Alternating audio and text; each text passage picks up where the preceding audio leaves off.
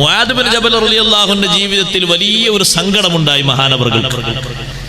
ഒരു ദിവസം മദീനത്തെ പള്ളിയിൽ രാവിലെ സുബ്ഹ് നിസ്കരിക്കാൻ വേണ്ടി ചെന്നപ്പോ ഒന്നാമത്തെ റക്അത്ത് കിട്ടിയില്ല, രണ്ടാമത്തെ റക്അത്തിലായി പോയി. ഭയങ്കര സങ്കടം. സലീമായ കൽബിന്റെ അടയാളങ്ങൾ പറയുമ്പോൾ കൂട്ടത്തിൽ ഭയങ്കര സങ്കടം. ആ സങ്കടം തീരുന്നില്ല. എല്ലാ ജമാഅത്ത് വരുമ്പോഴും ആ ഒരു നഷ്ടപ്പെട്ട റക്അത്ത്, നിസ്കാരം നഷ്ടപ്പെട്ടിട്ടില്ല, ജമാഅത്തും പോയിട്ടില്ല. മദീനത്തെ പള്ളിയിൽ തന്നെ എത്തിയിട്ടുണ്ട്, ഇമാമായി നബി തങ്ങളെ കിട്ടിയിട്ടുണ്ട്. പക്ഷേ ആദ്യത്തെ റക്അത്ത് പോയല്ലോ എന്നൊരു സങ്കടം. എല്ലാ ദിവസവും ഈ സങ്കടത്തിന്റെ ഖൽബ് കൊണ്ട് മഹാനവറുകൾക്ക് ദറജ അല്ലാഹു ഇങ്ങനെ ഏറ്റിക്കൊടുക്കുന്നു.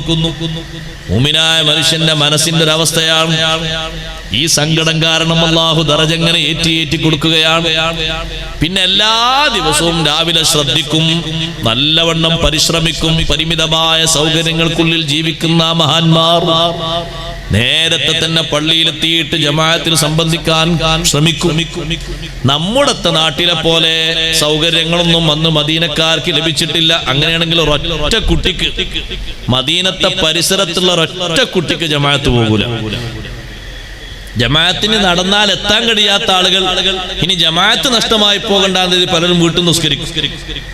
ഇന്ന് ഓരോ പള്ളിയിലും നിങ്ങൾ നോക്കി 20 മിനിറ്റ്, 15 മിനിറ്റ്, 30 മിനിറ്റ്. അങ്ങനൊന്നും മദീനത്തെ പള്ളിയിലില്ല. സുബ്ഹ് നിസ്കാരത്തിന് വാങ്ക് വിളിച്ചാൽ ബിലാൽ റളിയല്ലാഹു അൻഹു 2 റക്അത്ത് സുന്നത്ത് നിസ്കരിച്ച് നേരെ ചെല്ലും. നബി സല്ലല്ലാഹു അലൈഹി വസല്ലം തങ്ങളുടെ വിരിയുടെ അടുത്തേക്ക് സമ്മതം ചോദിക്കാൻ, ഇഖാമത്ത് കൊടുക്കാൻ.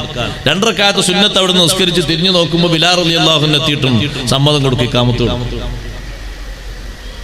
നിങ്ങൾ എല്ലാ പള്ളിയിലൊന്നും ബോർഡ് വായിച്ചു നോക്കി, അരമണിക്കൂർ. ആരക്കാത്ത അരമണിക്കൂർ ഇട്ടത്? വരാത്ത നമ്മൾക്ക് ഓരോ ദിവസവും അത് പ്രതികൂലമാണ്. അള്ളാഹു ചോദിക്കും, നിന്റെ വീട്ടിൽ നിന്ന് പള്ളിയിലേക്ക് ആകെ 20 മിനിറ്റ് മതി, വാഹനം ഓടിച്ചു പോയാൽ ആകെ 5 മിനിറ്റ്, 10 മിനിറ്റ്. നിന്നെയും കാത്ത് അരമണിക്കൂർ ജനങ്ങൾ, ഇമാമും മഅ്മൂമും ആളുകളൊക്കെ കാത്തിരിക്കുന്നു, നീ എത്തുന്നില്ലല്ലോ. എത്ര സൗകര്യ നിനക്ക് ഞാൻ തന്നത്, പക്ഷേ നീ എത്തിയില്ലല്ലോ എന്ന് അല്ലാഹുവിന്റെ ചോദ്യം നമ്മളോട് ഓരോരുത്തരോടും ഉണ്ടാകും. പക്ഷേ അന്നത്തെ സ്വഹാബ വീട്ടിൽ നിന്ന് വാഹനമില്ലാത്ത കൊണ്ട് നടന്നാൽ എത്തുകയില്ലേ എന്ന് കരുതിയിട്ട് നേരത്തെ എണീറ്റ് നടക്കും. പലരും ബാങ്ക് വിളിക്കുന്നതിന്റെ മുമ്പ് മദീനത്തെ പള്ളിയിലെത്തിയിരിക്കും. അതുകൊണ്ടാണ് ഒന്നാമത്തെ വാങ്ങിന്റെ സമയത്ത് മദീനത്തെ പള്ളിയിലെത്തിയ സ്വഹാബത്തുണ്ട്. ഒന്നാമത്തെ വാങ്ക് വിളിക്കുന്ന സമയത്ത് നിങ്ങളെല്ലാവരും ഭക്ഷണം കഴിക്കണമെന്ന് ഹബീബ് സല്ലല്ലാഹു അലൈഹി വസല്ലം പറഞ്ഞിട്ടുണ്ട്. ആ സമയത്ത് വാങ്ക് വിളിക്കുന്നു ബിലാൽ റളിയല്ലാഹു അൻഹു. രണ്ടാമത്തെ സമയത്ത് സുബ്ഹിന്റെ സമയത്ത് വാങ്ക് വിളിക്കുന്നത് അബ്ദുല്ലാഹി ഇബ്നു ഉമ്മി മക്തൂം റളിയല്ലാഹു അൻഹു. 2 കണ്ണിനും കാഴ്ചയില്ലാത്ത സ്വഹാബി എങ്ങനെ വാങ്ക് വിളിക്കും? അസ്ബഹ അസ്ബഹ അസ്ബഹ, സുബ്ഹിയായി സുബ്ഹിയായി സുബ്ഹിയായി എന്ന് സ്വഹാബത്ത് പറയുമ്പോൾ വാങ്കം കൊടുക്കും. കാണൂലല്ലോ, സമയം അറിയില്ലല്ലോ, എല്ലാവരും പറയും സുബ്ഹിയായി സുബ്ഹിയായി, വാങ്കം കൊടുക്കും.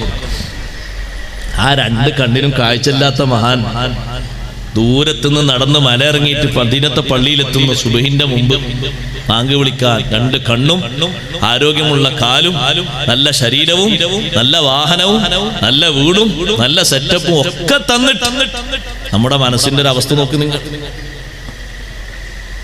ആ സുബൈക്ക് എല്ലാ പള്ളിയിലും ബിരിയാണി ഉണ്ടെന്ന് കേട്ടാൽ കുറച്ച് ആൾക്കാർ ബാദുന്നാസ് വരും, ബിരിയാണി വീരന്മാര് വരും. അതും സുബഹിസ്കാരം മോഹിച്ചല്ലേ വരുന്നത്, വേറെ വിഷയം. എന്നാലും വരുന്നുണ്ടല്ലോ എന്നൊരു സമാധാനം ഇപ്പുറത്തുണ്ടാവും. അങ്ങനല്ലല്ലോ ആളുകൾ പള്ളിയിലേക്ക് വരേണ്ടത്. ഞാൻ പറഞ്ഞു വന്നത് നമ്മുടെ മനസ്സിന്റെ താല്പര്യക്കുറവാണ്, നമ്മൾ അടിമപ്പെട്ട് കിടക്കുകയാണ്. ഇരിക്കട്ടെ, സുബ്ഹി നിസ്കാരത്തിന് ഒന്നാമത്തെ റക്അത്തിൽ എത്താൻ വേണ്ടിയുള്ളവരെ പരിശ്രമം. അങ്ങനെ മസ്ബൂഖീങ്ങളായിട്ടുള്ള ആളുകൾ കുറവാണ്, വളരെ കുറവാണ്. അപ്പൊ എത്ര നേരത്തെ അവർ സൗകര്യം കുറഞ്ഞ മദീനത്തെ പള്ളിയിൽ അന്നെത്തണം. മുആദ് ഇബ്നു ജബൽ റളിയല്ലാഹു അൻഹു ഒരു ദിവസം യാത്ര കഴിഞ്ഞ് മടങ്ങി വരുമ്പോ മഹാനവറുകളുടെ മനസ്സിലൊരു തോന്നൽ, ഞാനിപ്പോ വീട്ടിൽ പോയാൽ എനിക്ക് സുബ്ഹി നിസ്കാരത്തിന്റെ ജമാഅത്തിന് എത്താൻ പറ്റിയില്ലെന്ന് വരും. അതുകൊണ്ട് വാങ്ക് കേൾക്കുന്ന ഭാഗത്തായി എവിടെയെങ്കിലും ഒന്ന് ഉറങ്ങിയിട്ട് വാങ്ക് വിളിക്കുമ്പോ ഉടനെ തന്നെ മദീനത്തെ പള്ളിയിലെത്താമല്ലോ. കിടക്കുന്നത് മരുഭൂമിയിലാണ്. നേരത്തെ ഒരു റക്അത്ത് നഷ്ടപ്പെട്ടതിന്റെ ഖേദം മാറിയിട്ടില്ല. ഇന്ന് യാത്രാ ക്ഷീണം കൊണ്ട് 2 നഷ്ടപ്പെട്ടു. നഷ്ടപ്പെട്ടാലോ എന്ന വിഷമം കൊണ്ട് മുആദ് ബിൻ ജബൽ റളിയല്ലാഹു അൻഹു ചിന്തിക്കുന്നു, ഇന്ന് വീട്ടിലേക്ക് പോകണ്ട, ഇന്ന് ഇവിടെ എവിടെയെങ്കിലും ഒന്ന് കിടക്കാം. അങ്ങനെ കിടന്നു, ഒന്ന് ഉറങ്ങി. കുറച്ചു നേരം കഴിഞ്ഞപ്പോ അതാ വാങ്ക് കേൾക്കുന്നു. എണീറ്റ് നോക്കുമ്പോൾ ഫജ്ർ സ്വാദിഖായിട്ടില്ല. ഫജ്ർ സ്വാദിഖും ഫജ്ർ കാദിബൊക്കെ നന്നായി അവർക്കറിയും. നമ്മളെ കിതാബിൽ അർത്ഥം വെച്ചു കൊടുത്താലും ചിലപ്പോൾ ആൾക്കറിയിക്കും ഫജ്ർ കാദിബ് അങ്ങനെയൊക്കെ നമ്മൾ രാവിലെ എണീറ്റ് കാണലല്ലോ, എണീറ്റൊക്കെ അല്ലേ നല്ല കാണുള്ളൂ. നീളത്തിലുള്ള വെളിച്ചവും പരന്നുള്ള വെളിച്ചവും കാണണമെങ്കിൽ എണീറ്റ് നോക്കണ്ടേ, എന്നാലല്ലേ അതൊക്കെ മനസ്സിലാകുള്ളൂ. ഫജ്ർ സ്വാദിഖും ഫജ്ർ കാദിബും രണ്ടും ഉണ്ട്. ഇതവർ എണീറ്റ് നോക്കിയാൽ അവർക്ക് തിരിയും. മുആദ് റളിയല്ലാഹു അൻഹു ചിന്തിക്കുന്നു, മാൻ കൊടുത്തിട്ടില്ലല്ലോ, കാരണം ഫജ്ർ സ്വാദിഖായിട്ടില്ല.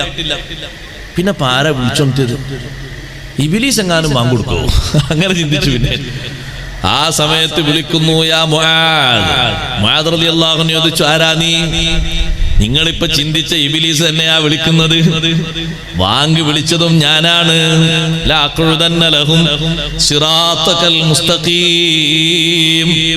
നല്ല റൂട്ടിലിരിക്കും, നമുക്ക് തോന്നും നല്ല റൂട്ടാണെന്ന്, എന്നിട്ടുള്ള നന്മയിൽ നിന്ന് പതുക്കെ പതുക്കെ പിൻവലിപ്പിക്കും. നല്ല റൂട്ടിലായിരിക്കും. നിസ്കാരത്തിന് നമ്മളെ കൂടെ വന്നിരിക്കും.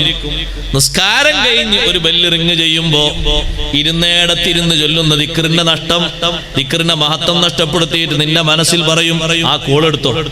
പള്ളിന്റെ ഉള്ളിൽ നിർത്ത, അഥവാ ആ മിഹ്റാബിലുള്ള ഉസ്താദ് കുറച്ച് ചൂടുള്ള ഉസ്താദാണ്, മൂപ്പർ എന്തെങ്കിലും പറഞ്ഞാൽ അതുകൊണ്ട് വേഗം പുറത്തേക്ക് വെക്കും.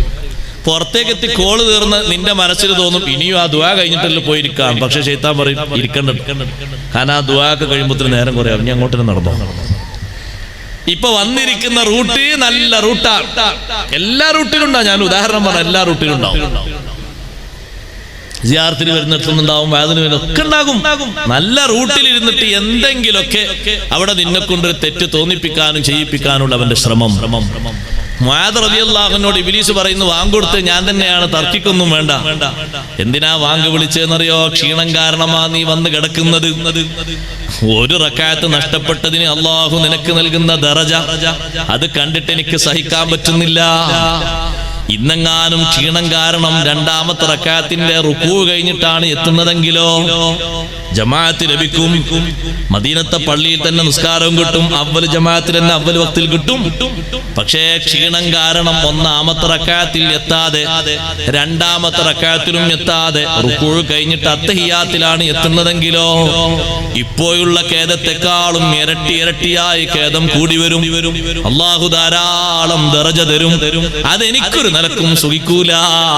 നേരത്തെ വാങ്ങി ഞാനാ കൊടുത്തത്, നേരത്തെ തന്നെ പള്ളിയിലെത്തിക്കോട്ടെ എന്ന് കരുതിയിട്ട് വിളിച്ചുണർത്തിയതാണ്.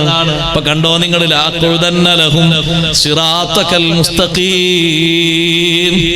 നല്ല വഴിയിൽ അവർക്ക് വേണ്ടി ഞാൻ കുത്തിയിരിപ്പ് നടത്തും.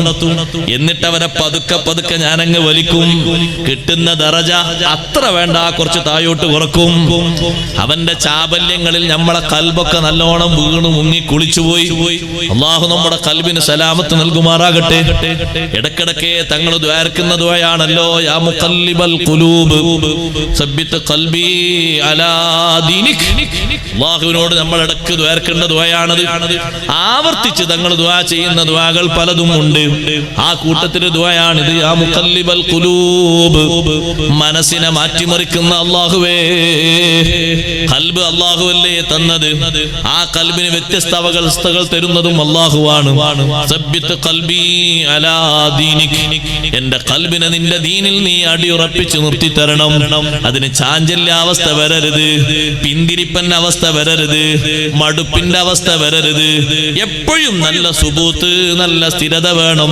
ചെയ്യുന്ന അമലുകളിൽ ഒന്നും നല്ല ഹിമ്മത്ത് വേണം, നല്ല ഉത്സാഹം വേണം, നല്ല ആവേശം വേണം, നല്ല ഉന്മേഷം വേണം. ദുനിയാവിന്റെ ഏതെങ്കിലും ഒരു ചാബല്യം കൊണ്ട്, എന്തെങ്കിലും ഒരു ദുഃഖം കൊണ്ട് ചെയ്യുന്ന നന്മകൾ അവസാനിച്ചു പോകരുത്. അങ്ങനത്തെ ഒരു അവസ്ഥ എന്റെ കൽബിന് നീ തരരുത്. അങ്ങനത്തെ ഒരു വിഷമാവസ്ഥ എന്റെ കൽബിന് നീ തരരുത്. അങ്ങനെ കൽബിന്റെ സുബൂത്തിന് വേണ്ടി തങ്ങൾ ദുആ ചെയ്യും. ഏത് സങ്കടത്തിന്റെ അവസ്ഥയിലാണെങ്കിലും ഏത് ധർമ്മസങ്കടത്തിലാണെങ്കിലും സ്വഹാബത്തിന്റെ ഖൽബ് ദീനിന്റെ വിഷയത്തിൽ, ദീനിന്റെ കാര്യങ്ങളിൽ അത്രയും അടിയുറപ്പുള്ള ഖൽബായിരുന്നു. ഒരു ആശങ്കയും അവരെ ഖൽബിനെ സ്വാധീനിക്കൂല. അത് സ്വന്തം ഭാര്യ മരണപ്പെട്ടതാണെങ്കിലും ശരി, സ്വന്തം മകൻ മരിച്ചതാണെങ്കിലും ശരി, ഉപ്പ മരണപ്പെട്ടതാണെങ്കിലും ശരി, നിത്യേന ചെയ്തുകൊണ്ടിരിക്കുന്ന ഖൽബിന്റെ തസ്കിയത്തിന്റെ ഭാഗമായി നിർവഹിക്കുന്ന അമലുകൾ ആരുടെ മരണം കാരണമോ, രോഗം കാരണമോ, വിഷമം കാരണമോ മുടക്കം വരാതെ സൂക്ഷിച്ച് മുന്നോട്ട് കൊണ്ടുപോകും. ആ വിഷയത്തിൽ വലിയ ബദ്ധശ്രദ്ധരായിരുന്നു അവർ. സഹോദരങ്ങളെ, സലീമായ ഖൽബ് വേണം. അതിനൊന്നാമത്തെ അടയാളം പലരും എണ്ണിയത് അയ്യകൂന സാലിമൻ മിൻ മഹബ്ബത്തി മാ യക്റഹുല്ലാഹ്, അല്ലാഹു തആല വെറുക്കുന്നതിനെ സ്നേഹിക്കുന്നതിൽ നിന്ന് രക്ഷപ്പെട്ട ഖൽബ് വേണം. അല്ലാഹ് വെറുക്കുന്ന ഒരു കാര്യവും സ്നേഹിക്കുന്ന ഖൽബാകരുത്. അല്ലാഹു വെറുക്കുന്ന കാര്യങ്ങൾ എന്ന് പറഞ്ഞതിൽ എന്തെല്ലാം പെട്ടു? ശിർക്ക് പെട്ടു. ശിർക്ക് അല്ലാഹുവിന് വെറുപ്പാണ്. ആ ശിർക്ക് തന്നെ വലിയ ശിർക്കുമുണ്ട്, ചെറിയ ശിർക്കുമുണ്ട്. അഹ്വാ, സ്വന്തം ഇച്ഛകൾ അല്ലാഹുവിന് വെറുപ്പാണ്. ബിദ്അത്തുകൾ അല്ലാഹുവിന് വെറുപ്പാണ്. ഫിസ്ഖ് അല്ലാഹുവിന് വെറുപ്പാണ്. മഅസിയത്തുകൾ അല്ലാഹുവിന് വെറുപ്പാണ്, ചെറുതും വലുതും. അതിനോടൊക്കെ ഖൽബിന് വല്ലാത്ത വെറുപ്പ്. അങ്ങനത്തെ അവസ്ഥകളോടൊക്കെ ഖൽബിന് വരുന്ന വെറുപ്പുണ്ടല്ലോ, സാലിമായ ഖൽബിന്റെ അടയാളമാണ്. നീ ഇവിടെ പോയി വിദേശത്തെത്തി, ഞാനൊരു ഉദാഹരണം പറയാണ്. നിന്റെ റൂമിലുള്ള ആളുകളൊക്കെ കുടിയന്മാരാണ്. ഈ കുടി നിന്റെ ഖൽബിനെ ബാധിക്കും. അവരൊക്കെ കുടിക്കുന്നു, അവരൊക്കെ സത്യത്തിൽ മുസ്ലിങ്ങളാണ്. അവരൊക്കെ കുടിക്കുമ്പോ നിന്റെ ഖൽബ് അല്ലാഹു വെറുത്ത ഈ കാര്യത്തോട് എങ്ങനെ സമീപിക്കണം? നീ സലീമായ ഖൽബിന്റെ ഉടമയാണെങ്കിൽ അവർ സൗജന്യമായി മുന്നിൽ കൊണ്ടുവന്ന് വെച്ചാലും അല്ലാഹു വെറുക്കുന്നതിനെ സ്നേഹിക്കാൻ, അതിനെ ഇഷ്ടപ്പെടാൻ ഒരു നിലക്കും ഞാൻ എന്റെ ഖൽബിന് അവസരം കൊടുക്കൂല.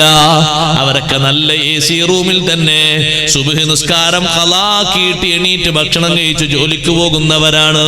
പക്ഷേ നിന്റെ ഖൽബിനതിന് ആകൂല. നീ ചിന്തിക്കുന്നത് എത്ര പ്രയാസപ്പെട്ട ജോലിയാണെങ്കിലും സുബ്ഹിക്ക് എണീറ്റ് നിസ്കരിച്ചിട്ടേ ഞാൻ പോകൂ. കാരണം സുബ്ഹി നിസ്കരിക്കാതെ പോകുന്നത് അല്ലാഹുവിന് വെറുപ്പാണ്. അല്ലാഹ് വെറുക്കുന്ന ഒന്നിനെ സ്നേഹിക്കാൻ ഒരിക്കലും തുനിയാത്ത ഖൽബ്, അതിൽ നിന്ന് രക്ഷപ്പെട്ട് ജീവിക്കുന്ന ഖൽബ്. അതുകൊണ്ടല്ലേ സഹോദരങ്ങളെ, നേരത്തെ മദ്യപാനം ശീലമാക്കിയ ആളുകൾ, നേരത്തെ വ്യഭിചാരം ശീലമാക്കിയ ആളുകൾ, നേരത്തെ കൊലപാതകങ്ങളിൽ പേര് കേട്ടിരുന്ന ആളുകൾ വിശുദ്ധ ഇസ്ലാം സ്വീകരിച്ച് ഖൽബിനെ സ്ഫുടം ചെയ്തപ്പോൾ പിന്നെ അതിനോട് അവർക്ക് വെറുപ്പാണ്. അങ്ങനത്തെ ഒന്ന് സൗജന്യമായി ആര് കൊണ്ടുവന്ന് കൊടുത്താലും അവനെപ്പോലും തിരുത്തുന്ന രീതിയിലാണ്. വേശ്യാവൃത്തിയിൽ അഡിക്റ്റായി ജീവിച്ചിരുന്ന ആളുകൾ അല്ലാഹു സുബ്ഹാനഹു വ തആലയുടെ നിർദ്ദേശമനുസരിച്ച് വേണ്ടാന്ന് വെച്ച് ഖൽബിനെ സ്ഫുടം ചെയ്തപ്പോൾ പിന്നെ ആര് വന്ന് പ്രേരിപ്പിച്ചാലും, പിന്നെ എന്ത് വന്ന് പറഞ്ഞാലും ആ വഴിക്ക് അവർ പോകുന്നില്ല. കാരണം അവരെ ഖൽബ് അതൊന്നും സ്നേഹിക്കാൻ, അതൊന്നും ഇഷ്ടപ്പെടാൻ തയ്യാറാകുന്നില്ല. അഷ്റഫുൽ ഖൽഖ് സ്വല്ലല്ലാഹു അലൈഹി വസല്ലം തങ്ങളോട് ഒരു ദിവസം സ്വഹാബത്തിന്റെ കൂട്ടത്തിൽപ്പെട്ട ഒരാൾ ചോദിച്ചു. അബ്ദുല്ലാഹി ഇബ്നു അംർ റളിയല്ലാഹു അൻഹു റിപ്പോർട്ട് ചെയ്യുന്ന ഹദീസിൽ കാണാം, അയ്യുന്നാസി അഫ്ളലു, ജനങ്ങളിൽ ഏറ്റവും മഹത്വമുള്ള ആൾ ആരാണ്? തങ്ങൾ പറഞ്ഞു, കുല്ലു മഖ്മൂമുൽ ഖൽബി സദൂഖുൽ ലിസാൻ, നാവിന് നല്ല സത്യസന്ധതയുള്ള ആള്. മഖ്മൂമുൽ ഖൽബ് എന്നൊരു വാക്ക് പറഞ്ഞു. സ്വഹാബത്ത് പറഞ്ഞു, നബിയെ സ്വദൂഖുൽ ലിസാൻ ഞങ്ങൾക്ക് മനസ്സിലായി, നാവിന് സത്യം പറഞ്ഞു ശീലിച്ച് സത്യം മാത്രമേ നാവിൽ നിന്ന് വരൂ, ആ രൂപത്തിൽ നാവിനെ ഭദ്രമാക്കിയ ആള്. എന്താണ് മഖ്മൂമുൽ ഖൽബ്? തങ്ങൾ പറഞ്ഞു, ഹുവ തഖിയ്യുൻ നഖിയ്യു. മഖ്മൂമുൽ ഖൽബ് എന്ന് പറഞ്ഞാല് വൃത്തിയുള്ള ഖൽബ്, വിശുദ്ധിയുള്ള ഖൽബ്. ലാ ഇസ്മ ഫീഹി, ആ ഖൽബിൽ കുറ്റമില്ല. വലാ ബഗ്യ, അക്രമത്തിന്റെ ചിന്തയില്ല. വലാ ഗില്ല, ഖൽബിൽ ഉൾപോരില്ല. വലാ ഹസദ, ഖൽബിൽ പകയില്ല, വിദ്വേഷമില്ല, അസൂയയില്ല. നല്ല വൃത്തിയുള്ള ഖൽബ്. ഈ ഖൽബാണ് അല്ലാഹുവിന് കൂടുതൽ ഇഷ്ടപ്പെട്ട ഖൽബ്. റബ്ബ് തആലയിലേക്ക് ഏറ്റവും കൂടുതൽ ഇഷ്ടപ്പെട്ടു എന്ന് മാത്രമല്ല, ഒരുപാട് നന്മകൾക്ക് അവസരം ലഭിക്കുന്ന ഖൽബും ഈ ഖൽബാണ്. മഖ്മൂമുൽ ഖൽബ്, ആ ഖൽബിൽ നിന്നാണ് നന്മകൾ പൊട്ടിയൊഴുകുന്നത്. ആ ഖൽബ് കൊണ്ടാണ്, ആ ഖൽബുള്ള മനുഷ്യനാണ്. ദുനിയാവിലേക്കും ആഖിറത്തിലേക്കും എമ്പാടും അവസരങ്ങൾ സ്വന്തത്തിലും കുടുംബത്തിലും കൂട്ടുകാരിലും എല്ലാവരിലും ഉണ്ടായി കാണാൻ ആഗ്രഹിക്കുന്ന ആള്. മറ്റൊരാൾക്ക് അള്ളാഹു എന്തു നിയമത്ത് ചെയ്താലും ഇവൻക്ക് അതുകൊണ്ടൊരു വിഷമവും ഇല്ല. എനിക്ക് അള്ളാഹു തന്നില്ലല്ലോ എന്ന ദുഃഖവും ഇല്ല. വേറൊരാൾക്ക് കിട്ടിയല്ലോ എന്ന സന്തോഷമാണ്.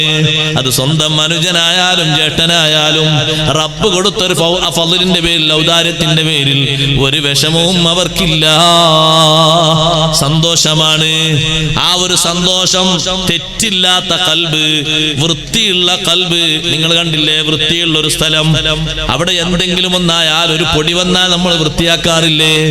എന്തെങ്കിലും ചളിയായാൽ വൃത്തിയാക്കാറില്ലേ? കൽബിൽ ഇടക്കിടക്ക് ഇങ്ങനെ രോഗങ്ങൾ വരുമ്പോ വൃത്തിയാക്കണം.